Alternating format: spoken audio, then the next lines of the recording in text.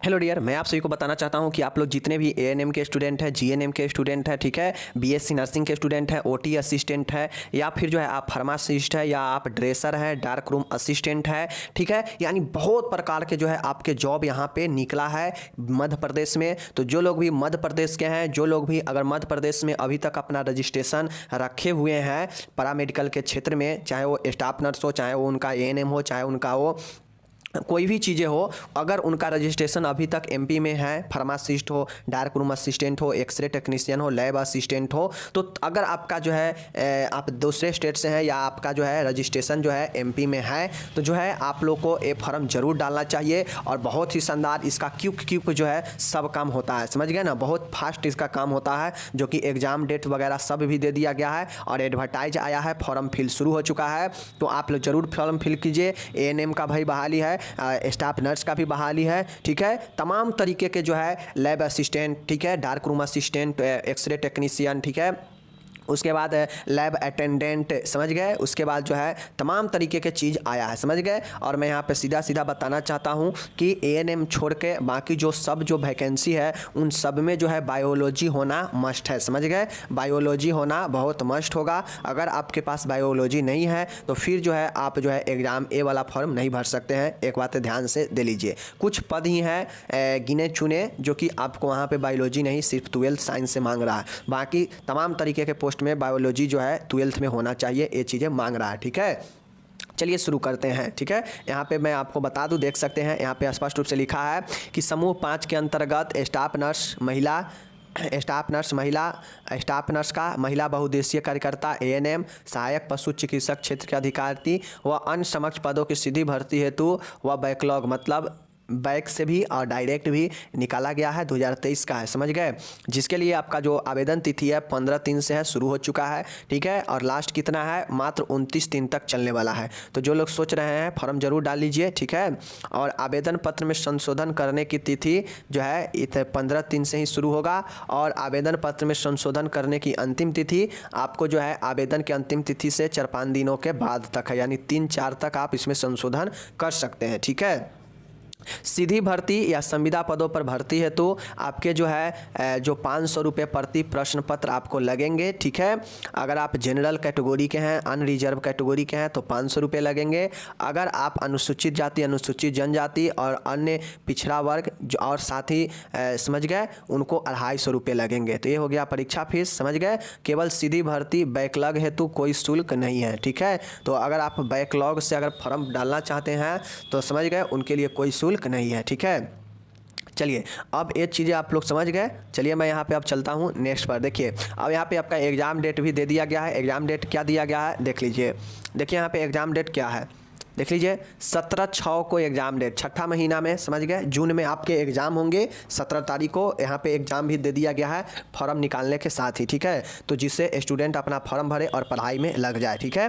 देख लीजिए यहाँ पे प्रथम और द्वितीय पाली दोनों में चलेगा, एक 7 से 8 और एक 1 से 2, मात्र 1 घंटे का समय है, ठीक है। रिपोर्टिंग करने का 1 घंटे का समय दिया जाएगा और एग्ज़ाम जो है आपके ठीक है, एग्ज़ाम जो है आपके जो है 2 घंटे का होंगे, समझ गए। पहला 9 से 11, दूसरा 3 से 5, एक ही दिन एग्ज़ाम है 17/6 को, समझ गए ना। चलिए अब ये हो गया आपका बायोमेट्रिक सत्यापन होगा, पूरा ऑनलाइन परीक्षा होगा, समझ गए। तो इस चीज़ को जो है आप लोग को ध्यान में रखना है, ओके। चलिए अब मैं यहाँ पे आपको एक चीज़ बता देता हूँ कि आपको जो है यहाँ पे देख लीजिए, बहुत इंपॉर्टेंट चीज़ें मैं बता रहा हूँ, आप लोग यहाँ पे देख लीजिए कितने प्रकार के जो है बहाली यहाँ पे आपको निकाला गया है। इस सब आपको लगभग 83 पेज का जो है आपका PDF है, जो कि इतना पढ़ना आप लोग के लिए संभव नहीं है, ठीक है। चलिए मैं जो इंपॉर्टेंट है मैं उसको बताने का प्रयास यहाँ पर करता हूँ, ठीक है।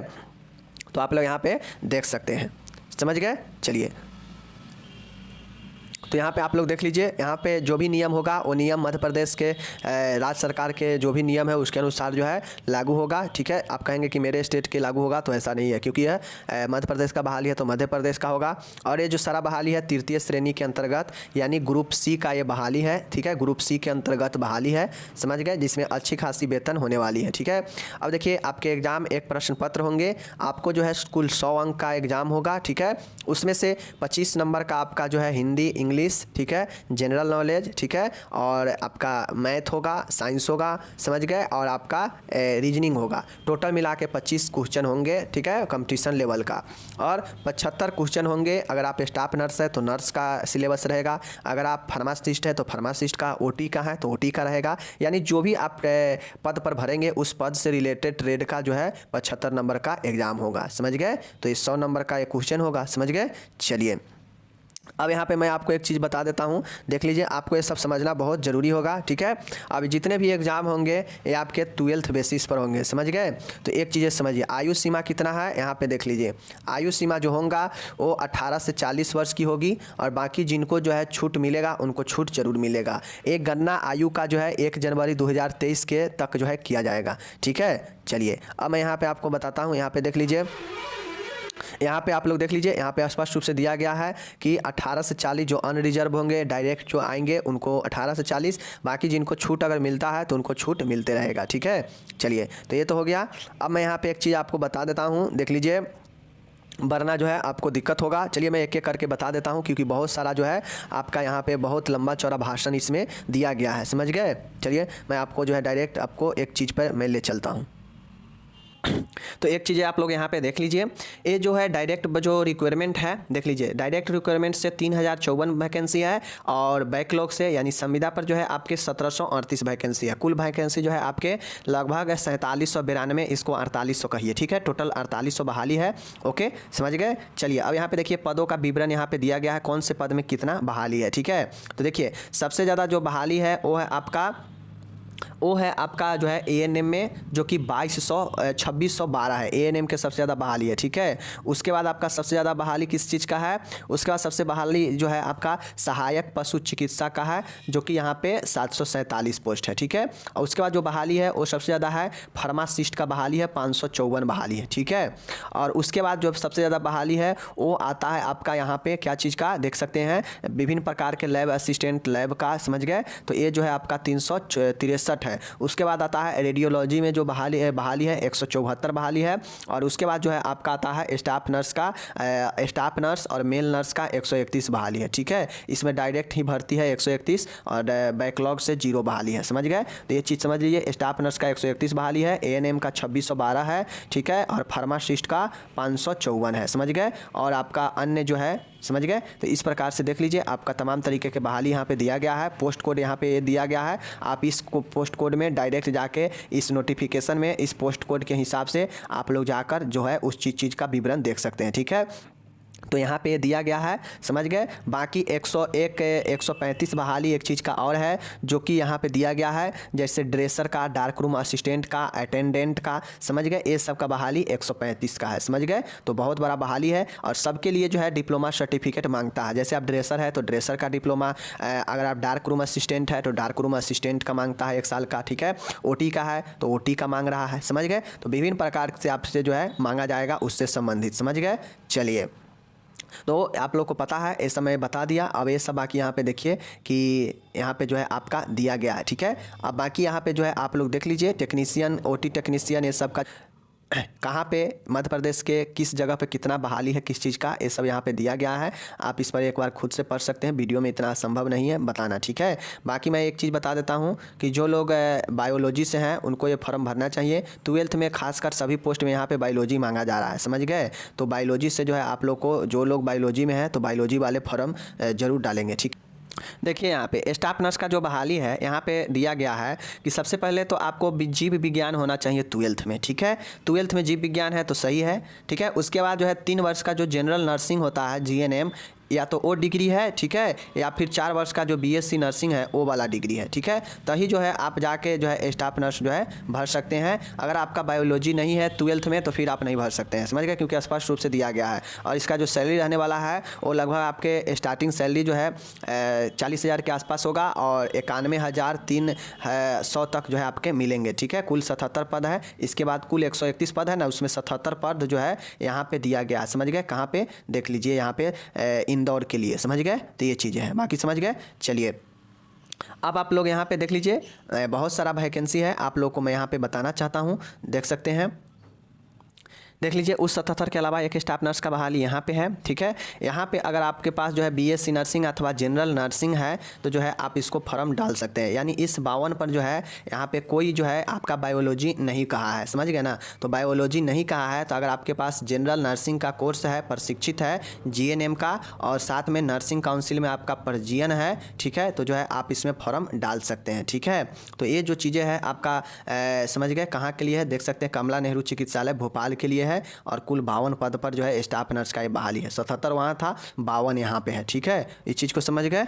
चलिए यहाँ पे जो है सीधा जेएनएम नर्सिंग या बीएससी नर्सिंग कह रहा है, ठीक है, लेकिन वहाँ पे जो है बायोलॉजी मांग रहा था 77 वाला में, समझ गए ना। तो देख सकते हैं। देखिए अब बात किया जाए यहाँ पे एएनएम का, तो यहाँ पे देख सकते हैं केवल महिलाओं के लिए है एएनएम, समझ गए। 1352 पोस्ट यहाँ पे है, ओके। चलिए 1352 पोस्ट यहाँ पे आपका दिया गया है, और 1352 यहाँ पे दिया गया है, और 1254 पोस्ट यहाँ पे दिया, लगभग 2500-2600 पोस्ट ये दोनों मिला के यहाँ पे हो गया, समझ गए। अब देखिए ये जो ऊपर वाला 1300 है उसका यहाँ पे मैं एक चीज़ आप लोग को बता देता हूँ। देख सकते हैं यहाँ पे एक चीज़ इंपॉर्टेंट है, देख लीजिए। प्रचलित नियमानुसार 10+2, ठीक है ना, जीव विज्ञान, रसायन विज्ञान तथा भौतिकी के साथ, मतलब आपका जो है 12th जो है उन उम्मीदवारों को जो 12th से ही किए हैं, चूँकि आप लोग जानते हैं एएनएम आर्ट वगैरह कुछ कोई भी चीज़ वाले कर लेते हैं, चाहे जीएनएम ही, लेकिन यहाँ पे 12th में अगर आपका 12th में बायो साइंस रहा होगा और एएनएम किए हैं तभी जाके आप जो है इस फॉर्म को डाल सकते हैं, ठीक है। मध्य प्रदेश सरकार द्वारा संचालित सहायक नर्सिंग मिडवाइफ प्रशिक्षण केंद्र में महिला उद्देश्य स्वास्थ्य कार्यकर्ता या सहायक नर्सिंग मिडवाइफ का 2 वर्ष का प्रशिक्षण, वही एएनएम, ठीक है। तीसरा है मध्य प्रदेश वैध पंजीयन होना आवश्यक है। तो इस चीज़ को समझ गए। एएनएम पर जिला स्तरीय संवर्ग होने के कारण नियुक्ति संबंधी कार्यवाही जिला स्तरीय माइड रोस्टर के अनुसार रिक्त पदों पर नियमानुसार की जाएगी, ठीक है। यहाँ पे देख लीजिए अशासकीय निजी एएनएम प्रशिक्षण केंद्रों से प्रशिक्षित उम्मीदवार नियुक्ति हेतु पात्र नहीं होंगे। देखिए यहाँ पे स्पष्ट रूप से दिया गया है कि अशासकीय या निजी मतलब प्राइवेट एएनएम प्रशिक्षण केंद्र से प्रशिक्षित उम्मीदवार नियुक्ति हेतु पात्र नहीं होंगे। अगर आप प्राइवेट से एएनएम किए हैं एमपी में तो आप इसमें फॉर्म नहीं डाल पाएंगे, समझ गए। यहाँ पे नोट कर दिया गया। अब देखिए 1254 में भी कुछ यही कह रहा है क्या? जी हाँ साथियों, 1254 में भी जो है वही चीज़ें कह रहा है, और बहुत ही ये जो चीज़ें हैं घटिया है। जब सरकार जो है प्राइवेट वाले को जब नहीं ले रही है तो उसको जो है प्राइवेट एएनएम को बंद कर देना चाहिए। ये समझिए एक प्रकार से स्टूडेंट को साथ मूर्ख बनाया जा रहा है, समझ गए ना। देखिए अब जो लोग एएनएम करके प्राइवेट से बैठे हुए हैं, सबको तो सरकारी से होता नहीं है। अब जो लोग प्राइवेट से करके बैठे हुए हैं उनका पैसा तो फंसा है, क्योंकि सब चाहता है सरकारी जॉब हो। अब सरकार यहाँ पे स्पष्ट रूप से आप देख लीजिए, यहाँ पे लिख नोटिफिकेशन में है कि अशासकीय या निजी एएनएम प्रशिक्षण केंद्रों से प्रशिक्षित उम्मीदवार नियुक्ति हेतु पात्र नहीं होंगे। स्पष्ट कह दिया है, ऐसा नहीं कि हम बोल रहे हैं। तो ये चीज़ें हैं, बहुत गलत चीज़ें हैं, ऐसा नहीं होना चाहिए। या तो सरकार को प्राइवेट में एएनएम बंद ही कर देना चाहिए या फिर बहाली देना चाहिए, तो सबके लिए देना चाहिए, ठीक है ना। देख लीजिए आपके सामने में है 1254 का यहाँ पे है और 1322 का यहाँ पे है। देख सकते हैं कितना घटिया ये कानून बनाया जा रहा है। एक प्रकार से पैसा फंसाने के बराबर है एएनएम करना मध्य प्रदेश में, समझ गए ना। क्योंकि देख सकते हैं प्राइवेट वाले को स्पष्ट कर दिया गया है कि वो पात्र नहीं होंगे नियुक्ति में, समझ गए ना। बाकी जो लोग समझ लीजिए कि अगर आप एएनएम प्राइवेट से कर रहे हैं एमपी में तो कितना बड़ा आपको जो है एक दिक्कत का सामना करना पड़ सकता है। जबकि 2500-2600 बहाली है, इस 2600 बहाली में अगर स्टूडेंट को नहीं मौका मिलेगा तो कहाँ मौका मिलेगा? 200-400 वाला में कैसे फिर होगा?